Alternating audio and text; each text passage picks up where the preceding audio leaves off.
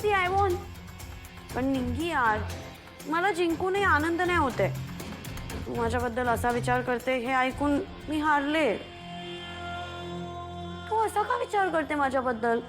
हे बघ, मी एवढी पण वाईट नाहीये. होते ती गोष्ट वेगळी आहे, पण तेव्हा माझ्या डोक्यात मिसअंडरस्टँडिंग होत्या ना, म्हणून मी तशी होते. आणि म्हणून मी कमीला खूप त्रास दिला, खूप काय काय केलं. पण आता तसं नाहीये. आता मी असं का करेन? आणि कमळीने तर मला तेव्हा पण मोटिवेट केलं, तेव्हा पण मला खूप काही शिकवलं आणि आता पण तेच करते. तर मी माझ्याच बहिणीसोबत असं का वागेन निंगी? आणि मला तर जीएस बनायचं पण नव्हतं. कमळीने मला आग्रह केला आणि म्हणून मी हो बोलले. मग कमळीने आग्रह नसता केला ना तर मी नसते झाले. तुला उगाच वाटतं मी असं करेन.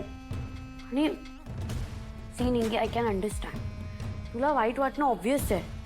आता तू कमळीची ट्रू फ्रेंड आहे की नाही, मग तुला असं वाटणारच. पण हे बघ, मी ना जे स्टेजवर हसले ना, ते मुद्दाम केलं, डेलिबरेटली केलं.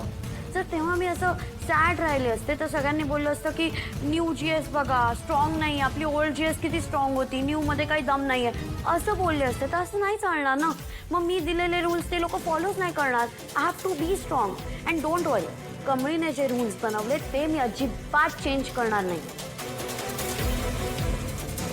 आणि कमळी जीएस बनवू का मी जीएस बनवू, थिंग तर सेमच आहे ना.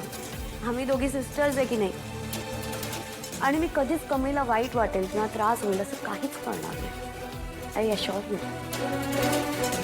आणि का जाऊ दे, आज निंगीचा जर गैरसमजच झाला. ती तुझी बेस्ट फ्रेंड होईल एक दिवस, माझी खात्री आहे.